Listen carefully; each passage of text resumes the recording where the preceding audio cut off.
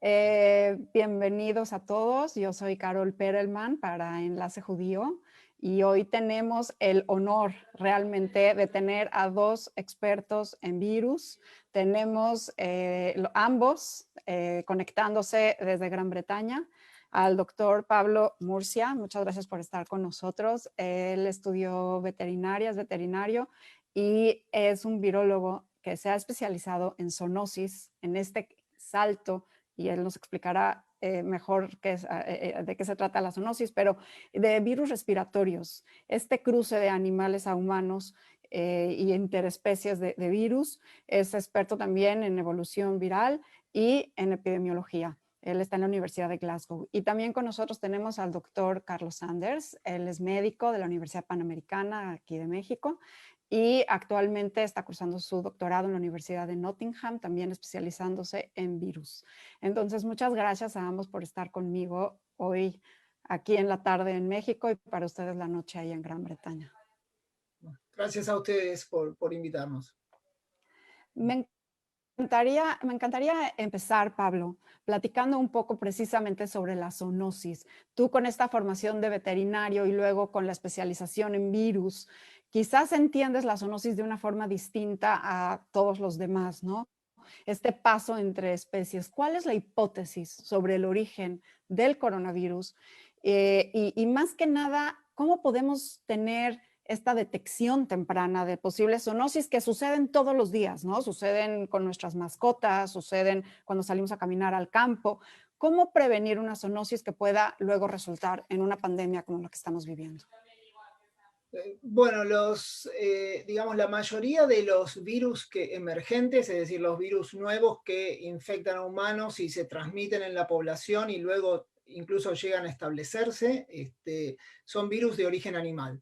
Digamos, las enfermedades o los patógenos que se transmiten de animales a humanos se llaman enfermedades zoonóticas o patógenos zoonóticos. Esa, digamos, es la definición clásica. ¿Cómo es que salta un virus de una especie a la otra? Algo importante que hay que tener en cuenta es que los virus lo único que intentan es replicarse y mantenerse en el ambiente, sin importar si infectan un humano, un perro, un elefante, ¿sí? Entonces, otra cosa que hay que tener en cuenta es que los virus son parásitos intracelulares obligatorios. No pueden replicarse fuera de una célula. Entonces necesitan infectar un individuo y las células de ese individuo para poder replicarse. Ahora, ¿qué sucede? Digamos, en general, como se piensa que ocurre en los saltos de especies, es que tienen tres componentes, por decirlo de una manera. Por un lado, está el componente ecológico, que es el escenario donde se juntan las dos especies, ¿sí? Si decimos si este virus saltó de un murciélago a un humano, tiene que haber algún contacto directo o indirecto, tienen que venir esas dos especies a un mismo lugar. Entonces la ecología es súper importante. Después, el otro componente que es muy importante son la afinidad molecular que hay entre las proteínas del virus y las proteínas del huésped. De nuevo, pensando en que un virus es un parásito intracelular obligatorio. Para infectar una célula y replicarse, tiene que establecer unas interacciones moleculares con las proteínas nuestras, en nuestro caso, que son súper refinadas, son muy exquisitas. Y a veces un virus no puede infectar a un animal o a un humano simplemente porque no hay compatibilidad, ¿sí? Y a veces lo que sucede es que pueden infectar, pero no muy bien. Entonces acá es donde la evolución juega un rol muy importante, porque la evolución lo que hace es introduce cambios en el genoma de un virus, en los genes de ese virus, para que esas proteínas puedan tener una mayor compatibilidad. Entonces esos tres componentes son los que interactúan unos con otros y permiten que un virus pueda saltar de una especie a la otra y establecerse. Y el intermediario, porque se habla de un intermediario, o sea, se habla de que no es nada más esta convivencia, ¿no? Sí, bueno, ahí estamos hablando ya de el tema es el siguiente, uno tiene un huésped, lo que se llama un huésped natural, ¿sí? Que supongamos, uno podría decir, lo que está claro es que este coronavirus que causa la pandemia que estamos experimentando, que estamos sufriendo ahora, ese es, el virus tiene sin duda un origen de murciélagos, ¿sí? Eso está claro. Ahora, puede ser que haya saltado de un murciélago a un huésped intermediario, que es claramente, como decimos, pero no está claro si hay un huésped intermediario o no. Ese huésped intermediario lo que podría facilitar es la preadaptación del virus del murciélago al humano. Por ahí el salto directo del murciélago al humano podría no haberse dado por una cuestión ecológica, por una cuestión de estas interacciones moleculares que te decía. Pero por ahí el virus, al saltar a un huésped intermediario, le permite, por un lado, evolucionar en ese huésped y por otro lado, entrar en contactos con humanos. Y ejemplos de virus que han saltado por medio de huéspedes intermediarios tenemos bastantes, y el típico ejemplo es el virus de influenza. Por ejemplo, hay un virus de influenza que infecta a perros, que es un virus que saltó de las aves a los caballos, circuló en caballos por 40 años y después saltó a los perros. En ese caso, el caballo es un huésped intermediario. Claro. Carlos, Yo ¿algo creo que que es, quisieras agregar? yo creo que es muy importante realmente poner ese contexto, porque todas estas cosas están ocurriendo mientras hablamos. O sea, ahorita se tomó el ejemplo de este coronavirus, pero esto mismo que pasó en este coronavirus pudo haber pasado tanto en México, a lo mejor con otro intermediario, con otro virus, como lo que pasó ahorita con este particular, llamémosle, conjunto de eventos desafortunados para la humanidad, que fue que un virus pudiera pudiera llegar a infectar humanos de la forma en la que él lo haya hecho, ¿no?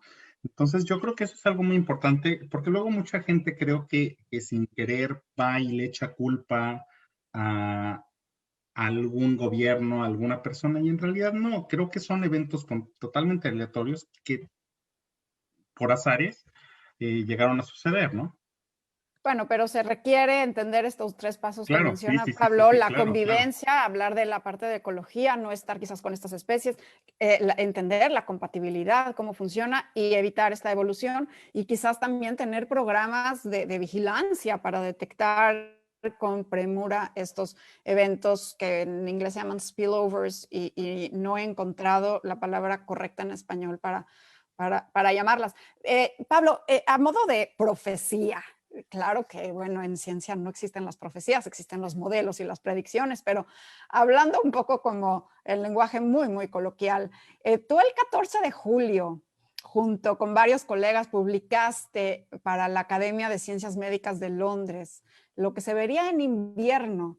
Y te quiero preguntar, por un lado, ¿qué tan acertado estuviste a la realidad que se vive específicamente en Gran Bretaña actualmente con la pandemia? ¿Y cómo ves con estas herramientas que ya tienes para poder describir un poco la trayectoria, cómo vemos hacia la primavera, tanto Gran Bretaña como en general en diferentes países, como por ejemplo México o, bueno, Argentina? Bueno, lo que comentás con respecto al trabajo que hicimos con la Academia de Ciencias Médicas del Reino Unido, te voy a dar un poco de contexto. En realidad lo que sucedió fue lo siguiente. El gobierno británico le pidió a la Academia de Ciencias Médicas que desarrolle un reporte de cómo sería un invierno malo, ¿sí?, en el Reino Unido. Esto fue durante el verano, para poder preparar la infraestructura de salud pública y los hospitales para enfrentarlo. Entonces, y eso tiene digamos, una importancia fundamental a nivel presupuestario. Entonces, la Academia de Ciencias Médicas convocó a 37 personas en distintos ámbitos, y bueno, yo estaba entre uno de esos, y bueno, fue un trabajo muy, muy interesante, donde lo que tratamos de hacer es, primero, en cierta forma, hacer una especie de pronóstico de lo que sería una situación mala, pero no solamente por este virus, sino por todos los problemas de salud que tenemos asociados con el invierno, que son, por ejemplo, tenemos gripe, ¿sí? Influenza. Influenza. ¿Sí? Tenemos un montón de enfermedades respiratorias. Tenemos en invierno algo que pasa, que parece una tontería, pero hay un montón de traumas por caídas, porque está el piso congelado, hay nieve, etcétera, accidentes, y cómo todo eso va a generar, digamos, una acumulación de problemas para la salud pública. Y a partir de eso también se dieron una serie de recomendaciones al gobierno. Y bueno, y eso resultó en este reporte, y ese reporte, como decís vos, si salió en julio, un martes, si mal no recuerdo, y el viernes el gobierno asignó 3.000 millones de libras para el sistema de salud nacional, cosa que realmente, digamos, nos puso muy contentos. Ahora, ¿cómo es creo que el invierno está muy complicado, pero en cierta forma podría ser mucho peor. Y te voy a decir por qué. Algo que está claro es que con todas estas medidas que tenemos para evitar la transmisión de coronavirus, se está evitando muchísimo la transmisión de los virus respiratorios que circulan normalmente en invierno. Entonces, la influenza. Exacto, la cantidad de casos de gripes que tenemos es baja. La cantidad de otros casos del virus respiratorio sincicial que afecta a los chicos pequeños y afecta a la gente muy mayor. Y esos son casos de enfermedades respiratorias, en general dan enfermedades respiratorias severas. Y eso no se está viendo. Pero así todo, el sistema está al borde del colapso con la cantidad de casos que requieren cuidados intensivos o semi-intensivos por COVID. Y leyendo ese reporte veo que sí se habla de que el virus seguirá mutando, pero no sé si se esperaban estas variantes tan rápido, con este nivel de contagiosidad, ¿no? de infectividad de 50% más elevada y algo de letalidad también aumentado. Y pues todo esto complica. ¿Y qué se ve? ¿Cómo lo ves hacia primavera? Porque ahora tenemos un elemento que en julio no era hipotético, pero ahora ya no es hipotético, ya es real, que son las vacunas. Entonces, con este nuevo elemento en la ecuación, ¿cómo podemos esperar vernos hacia primavera? Bueno, el tema es, digamos, estos virus son unos virus que tienen, su genoma está hecho de ácido ribonucleico, que lo que hace es que son virus que mutan mucho, que evolucionan muy rápido, cambian muy rápido su genoma, y al cambiar su genoma se pueden adaptar más fácil a las presiones del ambiente. Por otro lado, digamos, todos los virus evolucionan, todos los virus mutan. Sin embargo, la aparición de estas variantes, digamos, la cantidad de cambios que tienen estas variantes es un poco más rápido de lo que se esperaba. Y no está claro por qué. Lo que sí está claro es que el virus no solamente ha mutado, sino que va a seguir mutando y va a seguir cambiando.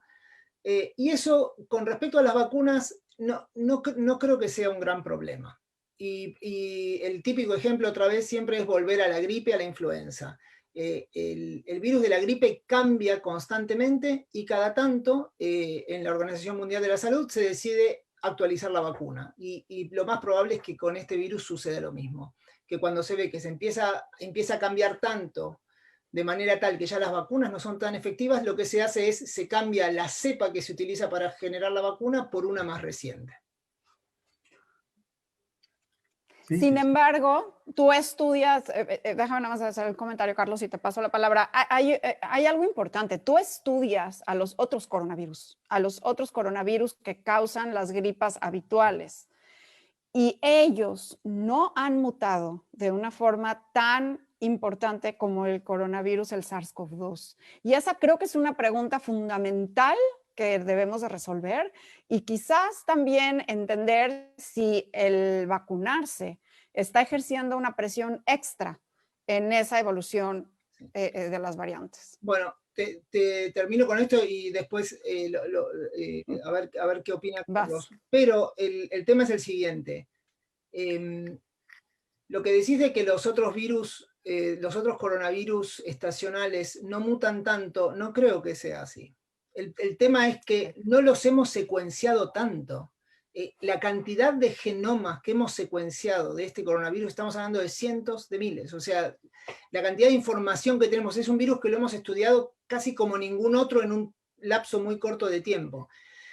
Hace poco ha salido un trabajo publicado por un grupo el Hutchinson Center en Washington, que muestran que uno de los coronavirus estacionales, no recuerdo exactamente cuál, han estudiado la evolución y ven que sí, que también ha mutado. No sé si fue exactamente como este, fue más o fue menos, pero sí, lo que pasa es que son virus que normalmente, como no causan grandes problemas, no se estudian, ¿sí?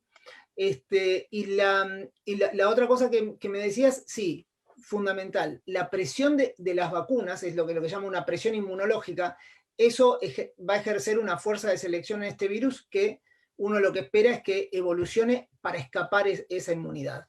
Si puede hacerlo o no es otro tema, porque eso también requiere cierta plasticidad a nivel del genoma y de las proteínas que componen el virus. Y ya lo veremos en el futuro eso. Carlos.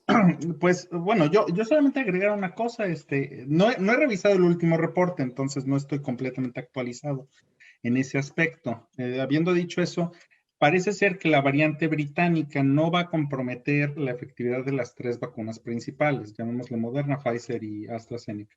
Pero obviamente sabemos que no es la única variante que existe. Tenemos una variante ya sudafricana, tenemos una variante brasileña, más las que se agreguen en este contexto. Entonces, efectivamente, tenemos que estar vigilando este mundo, este universo de posibles variantes que vengan y corroborar que la vacuna no se encuentre comprometida. Y si se encuentra comprometida, hacer un ensayo, como decía el doctor Murcia, de actualizar la vacuna.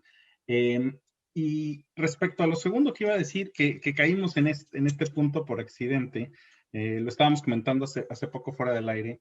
He tenido conocidos, vecinos a veces, que me han preguntado sobre los coronavirus estacionales.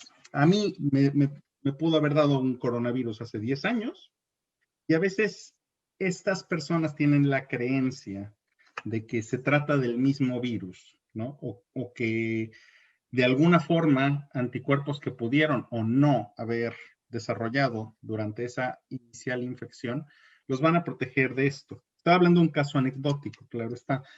Y siempre mis respuestas han sido muy, a lo mejor llamémosle carentes de explicación. Entonces, para convencerlos que es un virus completamente distinto. Entonces, yo creo que aquí, no sé cómo lo explicaría el doctor Murcia, pero yo creo que aquí valdría la pena tratar de hacer esa división entre lo que era un coronavirus estacional a lo que estamos viendo ahora, ¿no? Sí, bueno, son virus todos de la misma familia, pero son virus que son claramente distintos. Y lo que está claro también es que la inmunidad mediada por anticuerpos contra uno no protege contra el otro. Así que, por otro lado, me llamaría la atención, como digo antes, como decía antes, los otros coronavirus, los estacionales, no son virus que han causado grandes problemas a nivel poblacional o epidemiológico. Entonces son virus que en general no se diagnostican. A menos que en algunos lugares, acá en Escocia se hizo desde el 2005 hasta el 2017, a algunos pacientes que tienen signos respiratorios, se les hace lo que se llama digamos, un monitoreo para 11 o 12 virus respiratorios, y entre esos se evalúan los distintos coronavirus estacionales. También se hace, es un PCR, como el PCR para SARS-CoV-2, pero para más de 11 patógenos, porque también incluye algunas bacterias. Incluye influenza A, influenza B, adenovirus, para influenza 1 a 4, metaneumovirus, respiratorio sincicial, etc. Ese es el único diagnóstico que realmente es etiológico, que uno dice, sí, tenés una infección viral y tenés este virus o estos virus. Pero en general las infecciones virales se diagnostican de manera clínica y Sí. nunca se llega a un diagnóstico etiológico. En general no se llega a un diagnóstico etiológico verdadero. La excepción es lo que está pasando ahora, que ante cualquier síntoma respiratorio, uno va, se toma un hisopado y le hacen un diagnóstico por PCR. Correcto. Sí, correcto, yo creo que ahí digo, yo ya no soy clínico, pero gran parte de mis amigos clínicos que siguen ahora en el frente de batalla tienen un dicho que es COVID hasta que se demuestre lo contrario, básicamente. Tomado del derecho. Es contundente, la verdad, es que es COVID hasta que se demuestre lo contrario. Quiero invitar a todos los que nos están escuchando a que nos manden sus preguntas. Ya nos llegaron algunas, pero lancen las preguntas. Yo tengo otras dos para ustedes y luego tomamos las del público que ya comenzaron a llegar. Una es sobre lo que platicábamos, Pablo, de lo que están haciendo ahí, de tu grupo de investigación, de buscar la inmunidad que hay. Platícanos un poco, lo que platicábamos antes de entrar al aire, lo que están haciendo ahora. Bueno, digamos, yo trabajo en el Centro de Investigación de Virología de acá de Escocia, que es un centro nacional, por decirlo de alguna manera. Y es un centro que tiene 25 grupos de investigación dedicados al estudio de virus, ¿sí? Cuando surge la pandemia, bueno, nos organizamos en distintos grupos y subgrupos para tomar distintas actividades para responder a la pandemia. Entre ellas, secuenciar virus, entre ellas, desarrollar modelos para estudiar la biología del virus, entre ellas, desarrollar reactivos para poder estudiar el virus, anticuerpos, métodos de diagnóstico para evaluar drogas in vitro en cultivos celulares. Y bueno, y lo que yo estuve involucrado, o bueno, sigo involucrado en dos de esas actividades. Una es lo que es todo el estudio serológico en la población de Glasgow, en donde lo que hicimos fue, ni bien empezaron a aparecer los primeros casos fuera de China, pusimos una solicitud para que nos envíen muestras de sangre de la población de Glasgow representativas de lo que es la población de pacientes de Glasgow. Algo que no sé cómo es el sistema en México, pero algo importante de destacar es que acá el sistema de salud es pública. Entonces, para la población de Glasgow, que es lo que llama el Gran Glasgow, que es 1.100.000 personas, más o menos, todo se va a un laboratorio de diagnóstico gigante. Entonces, nosotros empezamos a recibir todas las semanas una determinada cantidad de sueros de pacientes que eran pacientes u hospitalizados o pacientes que iban al médico. Y enseguida pusimos a punto un método para detectar anticuerpos contra el virus que fue desarrollado en Nueva York por el grupo de Florian Kramer, y que detecta anticuerpos contra la proteína S, que es lo que se llama spike o, no sé, espina. Los picos. Espícula. Espícula le llamamos en español. Y entonces, lo primero que hicimos fue poner a punto eso, y ahí empezamos a ver, hacer ensayos de serología. ¿Por qué? Porque cuando uno se infecta con un virus, en general monta una respuesta de anticuerpos. Si esa respuesta de anticuerpos tiene dos características. Una es que es muy específica, es contra ese virus y no otro. Y la otra cosa importante es que es muy duradera. Entonces eso lo que nos permite es, al examinar una muestra de suero, podemos saber si esa persona estuvo en contacto o no con el virus, sin importar si estuvo enferma o no, y sin importar si le hicieron un PCR o no. Entonces nos permite saber esa fracción de la población que son o asintomáticos o no les tomaron la muestra a tiempo, o nunca se les tomó una muestra y tuvieron COVID. Y bueno, en base a eso, lo que hicimos, algo que nosotros hacemos bastante, es trabajamos en colaboración con gente de otras áreas, y en este caso trabajamos con el Instituto de Biodiversidad de la Universidad de Glasgow, donde una colaboradora, Mafalda Viana, ella desarrolló un modelo matemático que nos permite combinar los datos del laboratorio más los datos que tenemos de cada paciente, que es la edad del paciente, el sexo, el domicilio aproximado del paciente, la fecha en la cual se le tomó la muestra, y algún otro dato que me estoy olvidando, y en base a eso determinar la probabilidad de infección a nivel de población, ¿sí? De un individuo. Entonces, y los factores de riesgo asociados a eso. Entonces, en ese trabajo lo que publicamos fue desde que el virus se introdujo a Escocia hasta que se terminó la primera cuarentena, que fue a fines de mayo, es que los factores asociados con un incremento en la probabilidad de infección son, claros, edad, sexo y, bueno, en general los hombres entre 45 y 60 años y también si era un paciente hospitalizado era más probable que hubiera tenido COVID que no. Después otra cosa que hicimos también es no solamente ver si tenían anticuerpos contra el virus para ver si habían estado expuestos, sino que hicimos lo que llaman ensayos de neutralización. Es decir, que tomamos el suero y vimos si bloquea al virus para infectar células. Estos son ensayos que se hacen in vitro en el laboratorio. Y lo que vimos es que del 100% de la gente que tiene anticuerpos contra el virus, ¿sí? El 50% solamente tiene una gran cantidad de anticuerpos neutralizantes, es decir, que bloquean muy bien el virus. Y lo que vimos es que eso está asociado a los pacientes que tuvieron una enfermedad severa. O sea, entonces, ¿las personas asintomáticas tenían anticuerpos que no eran neutralizantes?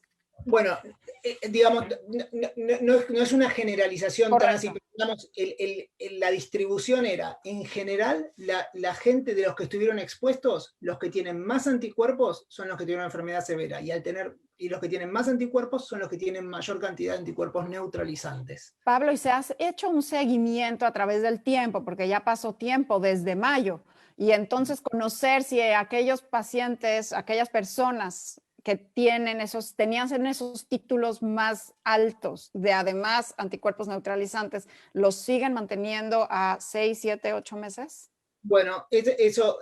Y estamos haciendo lo que se llama un subestudio, que es longitudinal, que es súper interesante porque fue uno de los primeros brotes que ocurrió en Escocia. Y casualmente afectó a un grupo de médicos, pero no porque estaban trabajando con los pacientes, unos médicos que se juntaron a cenar. Y fueron muy, muy activos ellos, en el sentido de que, ni bien se enfermaron, la mayoría hicieron los PCRs y empezaron a tomar muestras. Las muestras de ese grupo de pacientes fue fundamental para validar los ensayos de serología en toda Escocia. Las muestras de estos pacientes se mandaron a distintos laboratorios, incluso al laboratorio de Porton Down en Inglaterra. Y se usaron para validar los distintos ensayos y las distintas máquinas que se usan para esos ensayos. A su vez, se le siguieron tomando muestras de suero, que se le siguen tomando hasta el día de hoy, y eso es lo que estamos estudiando. Y lo que vemos es que en general el nivel de anticuerpos se mantiene. ¿Sí? Eso es bueno, eso es bastante bueno, esa es muy buena noticia, sí, lo que estás diciendo. Pero ojo, te digo, es un número muy bajo, estamos hablando de 23 personas, hay alguno que otro que se infectaron y no desarrollaron anticuerpos, entonces todos los estudios que implican un número muy bajo de personas hay que tomarlos con mucho cuidado, no se puede generalizar, y aparte es un grupo no solamente pequeños, sino que de personas de un cierto grupo de edad, o sea, y de una profesión, y sí. Yo creo que, dicho de otra forma, que la gente no tenga la creencia que porque les haya dado, tienen anticuerpos que los van a proteger. Creo que es algo que tiene que quedar muy, muy, muy, muy en la memoria de la gente, ¿no? O sea, aunque te haya dado, mantener las medidas de distanciamiento social, mantener cubrebocas, vamos, no sabes si estás protegido. Creo que eso es lo más importante como resumen de toda esta información, que es muy bueno. Claro. Me gustaría hacer nada más un pequeño comentario y ya pasar a las preguntas. Gracias a los que ya nos mandaron preguntas.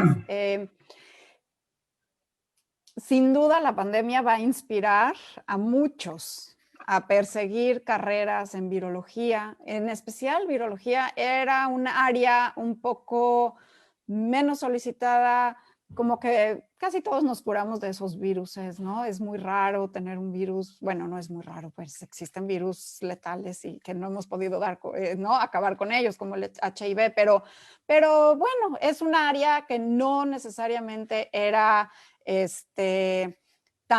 con tantos recursos y con tantos recursos no nada más económicos, sino de personas metidas en esto, y pienso, como una hipótesis, y me gustaría saber lo que opinan, es que la pandemia va a generar nuevas vocaciones, quizás en salud pública, en epidemiología, y no sé si tendrán ustedes próximamente más colegas virólogos. ¿Cómo se ve? ¿Cómo se ve el futuro de la profesión? Bueno, no sé cómo se va a ver en el futuro. Lo que sí te puedo decir es que yo tengo un curso en 4º año acá en la universidad. Yo soy, digamos, el coordinador de un curso que se llama Virus Emergentes, ¿sí? Y este es el primer año en el que se llenó el cupo completo. Nunca teníamos el cupo completo de estudiantes. Este año tenemos el curso completo y hubo estudiantes que no pudieron entrar porque ya se excedía el cupo. Así que es probable que lo que decís suceda. Sí, sí, sí. Yo pienso que de pronto la virología está en primera plana todos los días y finalmente creo que eso va a impulsar a muchas personas a acercarse a la ciencia, a acercarse a la virología, a acercarse a la salud pública, a entender mejor la epidemiología. Carlos, ¿cuál es tu opinión? Yo creo que todo el mundo está cambiando mucho en este momento, ¿no? Y así como dices, ha habido, por ejemplo, voy a tomar un ejemplo muy, muy tonto, ¿no? Yo estudié medicina, como lo dijiste hace poco. Cuando yo tenía 15 años, una serie que se llama Grey's Anatomy, creo que todavía sigue, tuvo un impacto, parece muy tonto, pero tuvo un Exacto. impacto sobre el reclutamiento No, no es tonto, es exacto. cierto. Cuando yo Grey's estaba, Anatomy, ¿a exacto, cuántos médicos? cuando yo estaba en secundaria, había 2 series de medicina muy grandes. Una era Scrubs, de una comedia de médicos, y otra era Grey's Sí, Anatomy. Y evidentemente, yo no dudo que haya tenido su impacto en aquel momento. Yo ingresé a medicina cuando era por 2009. supuesto.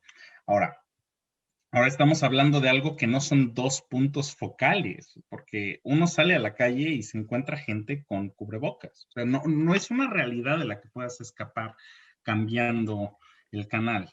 Entonces, yo creo que carreras afines a la ciencias de la salud pueden tener un reclutamiento enorme. Ahora, ¿qué tan grande va a ser? La verdad, no lo sé. Yo creo que va a tener un impacto enorme, estoy completamente de acuerdo. Creo que hay que aprovecharlo para algunas áreas que necesitan mucho de gente, manos a la obra, básicamente, ¿no? Pero sí, Bueno, y totalmente mentes de acuerdo. brillantes que estén Sí, ahí. sí, sí, sí, sí. Sí, sí, sí. Y mira, y si no tenemos más científicos, al menos cambiar la percepción de la ciencia, ¿no? Pablo, me Yo gustaría creo que ahí empezar con tenemos las primeras responsabilidad, sí, sí, sí. preguntas. Sí, entre todos. Este, y quizás es un poco por el escenario que se está viviendo en México y eso se está transmitiendo principalmente en México. Y bienvenido a desviar la respuesta hacia tu zona de mayor experiencia.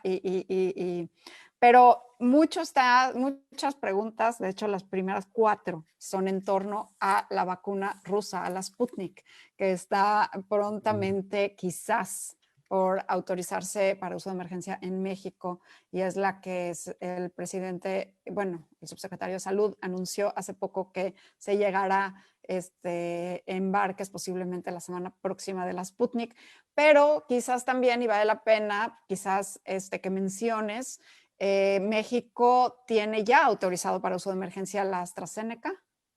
Entonces, si quieres más o menos hablar un poco sobre la vacunación, sobre la Sputnik, todos Mira, están muy preocupados por entender la Sputnik, pero también tenemos AstraZeneca.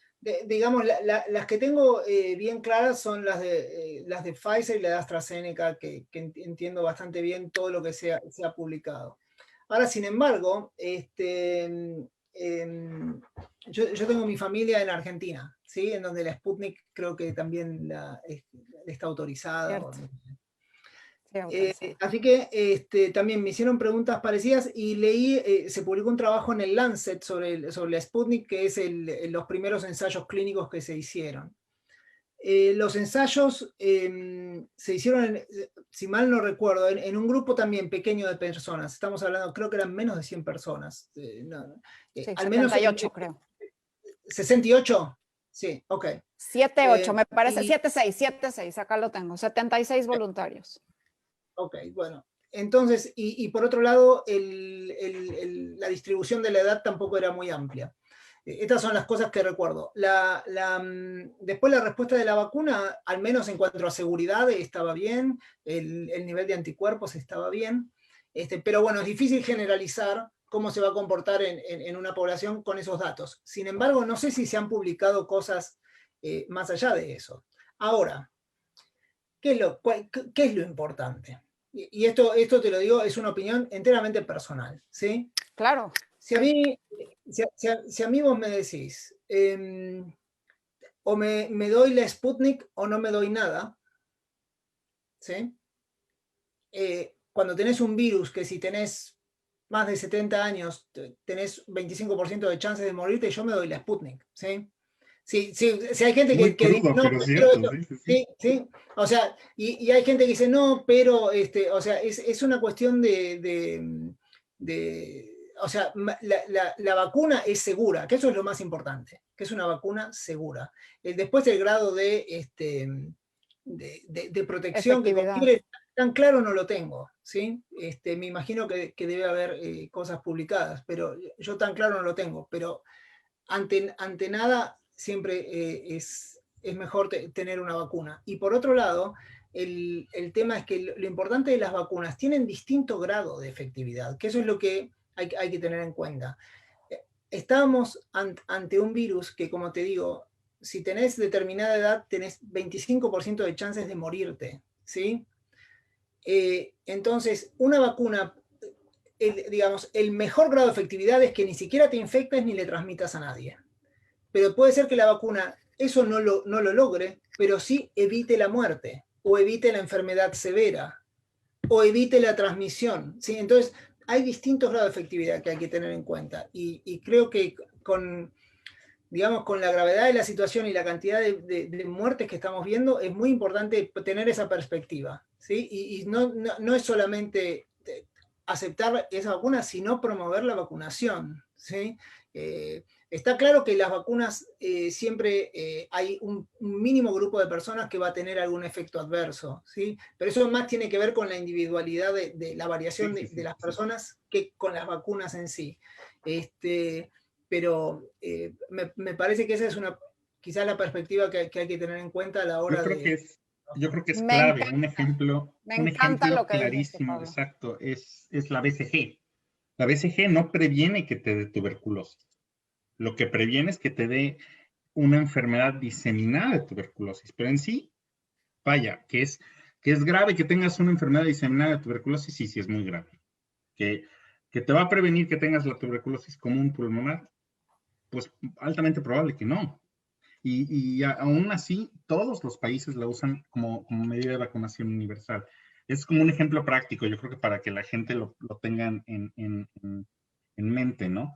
Y totalmente de acuerdo. Creo que el problema en cuanto al Sputnik es lo que nos preocuparía sería la efectividad de prevenir enfermedad.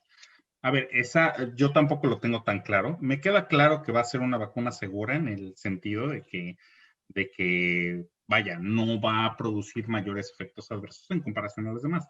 Pero yo creo que como lo puso el doctor Pablo, es perfectamente claro a ver, de tener algo a no tener nada, híjole, pues tener algo, ¿no?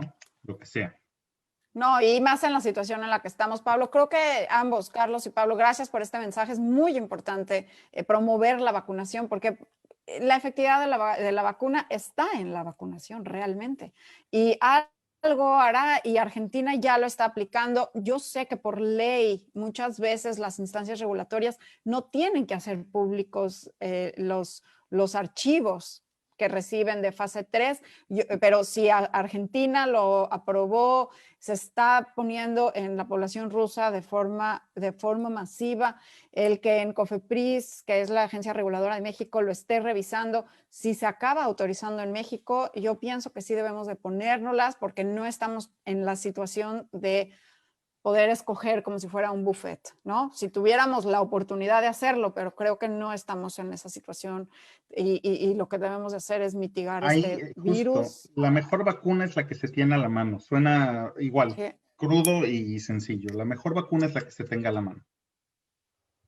Y yo Aunque creo que sería eso es lo lindo que nos va tener a los sacar. resultados de efectividad. Sí, Eso claro. sí, sería muy bueno. Claro, claro. Pero a mí me queda muy tranquilo. Qué bueno que mencionaste Argentina, Pablo. Fíjate que sacó, me parece antier, hace unos días, el Ministerio de Salud, no sé exacto las siglas, sacó un reporte de seguridad de la Sputnik y como bien dices, no han habido efectos importantes que reportar, entonces de entrada es segura y eso es sumamente importante. Hay otra pregunta, que por alguna razón no estoy pudiendo entender bien, se las voy a leer tal cual a ver qué hacen de ella. Dice, es Abraham Cárdenas y dice, ¿qué opinan de la influenza virus A subtipo H1N1, más conocido como SARS-CoV-19? ¿Es una especie de influenza virus tipo A del virus de la gripe? Creo que se están confundiendo los conceptos, ¿no? Sí, sí. O sea, me parece que sí, el H1N1 es un subtipo de gripe. Es influenza. Es influenza, es el Sí, virus el que por el circula. que nos hicimos famosos, sí, justamente. Pero no, me Sí, suena me que se están parece que quizás confundiendo la pregunta dos entonces de conceptos. Abraham es hacer, sí, quizás es querer hacer una comparación. Pablo, ¿quieres hacer una comparación breve entre el virus de la influenza y el virus, el SARS-CoV-2? Quizás esa es la pregunta. Bueno, digamos, los dos son virus respiratorios, los dos son virus de origen animal, son virus ambos altamente transmisibles. Digamos, el virus, este SARS-CoV-2 es más transmisible que influenza. Y bueno, digamos, y por suerte para los dos tenemos vacunas, más que eso no se me Sí, ocurre. yo creo que lo único que se me ocurría agregar como para ponerlo en contexto es el índice de infectividad del COVID-19 sin medidas de contención andaba por ahí de 3, si no me equivoco, por un paciente infectado se conseguían 3 casos más. Evidentemente las medidas de contención han bajado muchísimo ese número y ya lo usamos un poco más dinámico para ver cuántos casos hay. Si la memoria no me falla, el índice de infectividad de influenza H1N1 andaba sobre 1.5, es decir, la mitad de infeccioso que podía llegar a ser, para ponerlo como en números sobre la mesa y que la gente nos lo pueda captar un poquito más fácil. Creo que esa era la pregunta, pero la verdad es que no estoy muy seguro tampoco. Sí. Sí, algo muy más. Segura. Pues me gustaría. Perdón. ¿Mande, no. Pablo? No te escucho. No, digo que algo importante también para tener en cuenta, que es muy importante, es la susceptibilidad a nivel de la población. Nosotros tenemos ya una inmunidad a nivel de la población para influenza, ¿sí? Tenemos vacunas, tenemos el virus que circula de manera normal, que es lo que se llama de manera endémica.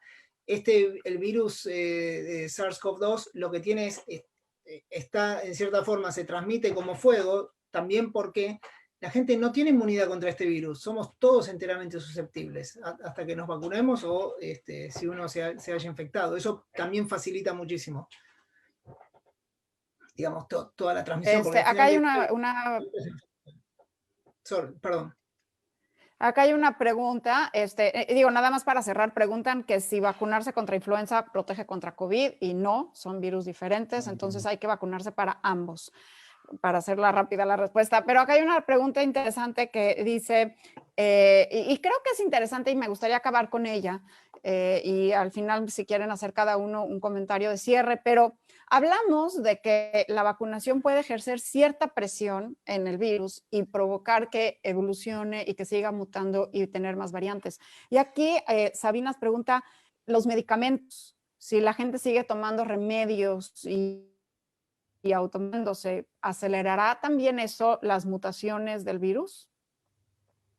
Bueno, está muy bien. O sea, la pregunta es, ¿qué remedios? ¿No? O sea, el tema es el siguiente. No, la pregunta es si los remedios, si tomar remedios puede ejercer también presión sobre el virus y hacer que también tenga variaciones, así como lo haría las vacunas. A menos que hay determinadas terapias que se basan en el uso de anticuerpos monoclonales, por ejemplo. Eso sí va a ejercer una presión, y hay otras drogas también, no me acuerdo. Remdesivir, sí.